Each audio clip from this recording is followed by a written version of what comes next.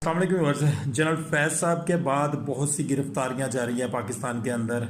अभी आने वाले दिनों में मज़ीद गिरफ्तारियां हो सकती हैं। जनरल फैज़ का जो ताल्लुक़ है उनका ताल्लुक़ पीटीआई के साथ ज़ाहिर किया जा रहा है और ये बताया जा रहा है कि जो 9 मई के वाक़यात थे उसके अंदर जनरल फैज़ जो हैं वो बराह रास्त शामिल थे।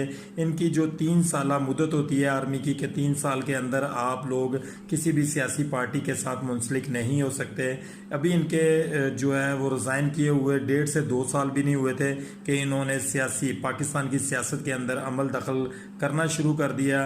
अब कुछ दिनों के बाद फैज़ हमीद साहब के साथ जो और लोग आज गिरफ्तार हुए हैं और इसके साथ जो मज़ीद आने वाले दिनों में लोग गिरफ्तार हो सकते हैं, उन सब के बयानात को कलम बंद करने के बाद इमरान खान साहब के ऊपर एक मौसर केस डाला जाएगा, जिसे इमरान खान साहब को आर्टिकल 6 लगाने के बाद सजाए मौत भी सुनाई जा सकती है। इमरान खान साहब के लिए